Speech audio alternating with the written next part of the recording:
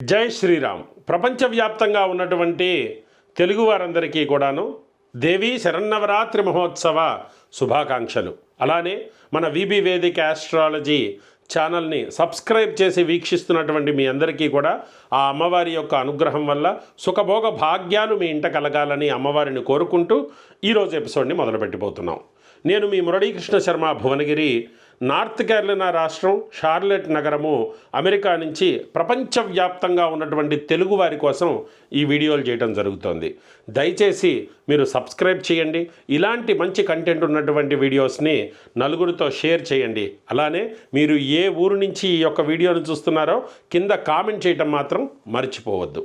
ఇక టైటిల్లో చూసినట్టుగానే మనం ఈరోజు మాట్లాడుకోబోతోంది బతుకమ్మ వేడుకల గురించి.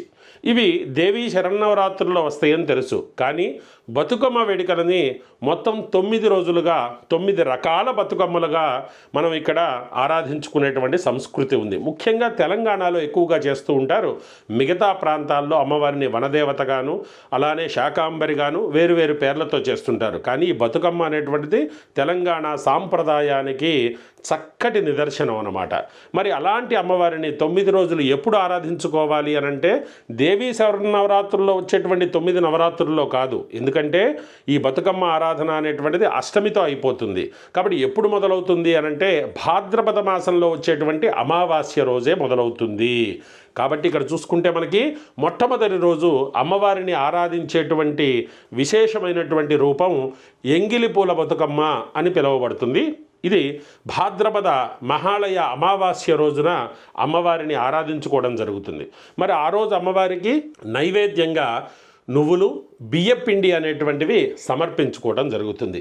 ఇలా అమావాస్య రోజు మొదలైనటువంటి ఈ అమ్మవారి యొక్క ఆరాధన ఒక్కొక్క రోజు ఒక్కొక్క పేరుతో పిలువబడుతూ రకరకాలైనటువంటి నైవేద్యాలు సమర్పించుకుంటూ అష్టమి రోజు పూర్తవుతుంది.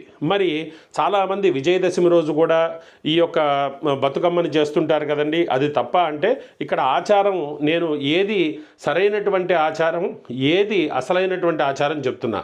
దీని తర్వాత అవకాశం ఉంటుంది. అంటే వాళ్ళకి ఫ్లెక్సిబిలిటీ అనమాట.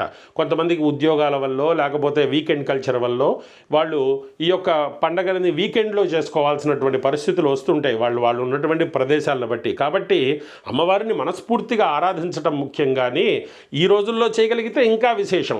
అందరూ కలిసి చేసుకునేది వీకెండ్లో చేసుకుంటే అది వాళ్ళ యొక్క సావకాశానికి వదిలేద్దాం. కాబట్టి ముందు మనం అసలు ఆచారం ఏంటి అనేటువంటిది విషయం తెలుసుకుందాం. కాబట్టి మొట్టమొదటి రోజు ఎంగిలి పూల బతుకమ్మ అని అంటారు. మహాలయ అమావాస్య రోజున జరుగుతుంది. దీన్ని పితృ అమావాస్య అని కూడా అంటారు. ఆ రోజు అమ్మవారికి నువ్వులు, బియ్యపిండి అనేటువంటివి మొట్టమొదటి రోజు అమావాస్య రోజు ఆరాధించుకోవాలి అమ్మవారిని ఇలా నైవేద్యం పెట్టి. ఆ తర్వాత రెండవ రోజు అమ్మవారు అటుకుల బతుకమ్మ అని పిలువబడుతుందన్నమాట. అటుకుల బతుకమ్మ ఆశ్వీజ శుద్ధ పాడ్యమి అంటే ఆ రోజే మొట్టమొదటి రోజు అనమాట దేవీ శరన్నవరాత్రులలో. ఆ రోజు అమ్మవారికి నైవేద్యంగా సప్పిడిపప్పు, బెల్లము, అటుకులు నివేదించుకోవటం మనం ఆనవాయితీగా వస్తుందన్నమాట. ఇక చూసుకుంటే మూడవ రోజు ఇక్కడ ముద్దపప్పు బతుకమ్మ అంటే ఇది దేవీ శరన్నవరాత్రుల్లో రెండవ రోజు అవుతుంది.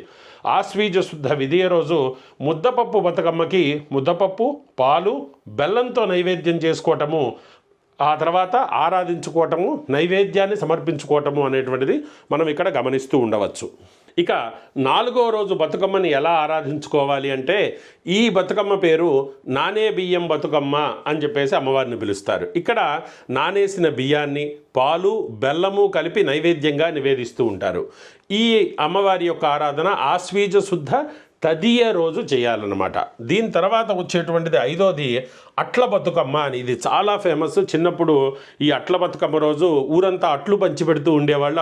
అవి తినడం కోసం పిల్లలందరూ కూడాను చక్కగా ముస్తాబయ్యి అందరిళ్ళకి వెళ్ళి ఆ ప్రసాదాన్ని తీసుకుంటూ ఉంటారు. కాబట్టి అట్ల బతుకమ్మ అంటారు. ఆశ్వీజ శుద్ధ చవితి రోజు ఇక్కడ ఈ అమ్మవారిని అట్లు లేదా దోశ నైవేద్యం, అంటే అట్లనే దోశ అని పిలుస్తారు కదా, దాని నైవేద్యం పెట్టి సమర్పించుకోవాలన్నమాట.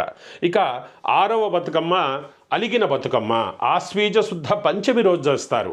ఈనాడు నైవేద్యమేమీ ఉండదు అమ్మవారికి. కాబట్టి అలిగిన బతుకమ్మ రోజు పేరులోనే ఉంది కదా, అలక అన్నట్టుగా అలిగిన బతుకమ్మ రోజు అమ్మవారికి నైవేద్యం ఏమీ ఉండదన్నమాట. ఇకపోతే ఏడవ అమ్మవారు 7వ రోజున వేపకాయల బతుకమ్మ అని పిలుస్తారు. ఇది షష్ఠి రోజు చేస్తారన్నమాట.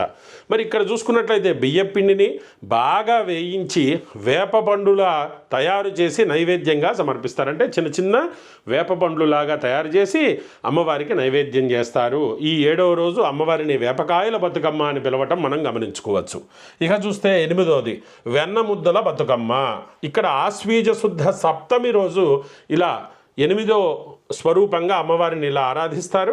ఇక్కడ నువ్వులు, వెన్న లేదా నెయ్యి, బెల్లం కలిపినటువంటి నైవేద్యంగా పెట్టి, బెల్లాన్ని కలిపి నైవేద్యంగా పెట్టి అమ్మవారిని ఆరాధించుకోవటం అనేటువంటిది మనం గమనించవచ్చు. ఇక చిట్ట చివరిది ఇదే అందరం పెద్ద బతుకమ్మ అని పిలుస్తూ ఉంటాం, సద్దుల బతుకమ్మ. ఇక్కడ ఆశ్వీజ అష్టమి నాడు ఈ యొక్క అమ్మవారిని ఆరాధించుకుంటాం.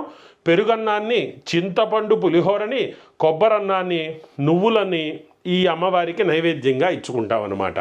ఈ యొక్క పదార్థాలన్నీ నైవేద్యంగా పెట్టుకుంటాం. ఇలా 9 రోజులు అష్టమి వరకు అమ్మవారి యొక్క ఆరాధన చేసుకొని ప్రకృతి స్వరూపంగా, వనస్వరూపంగా అమ్మవారిని పూలతోటి ఆరాధించుకునేటువంటి విశేషమైనటువంటి ఈ యొక్క పండగ బతుకమ్మ పండగ అన్నమాట.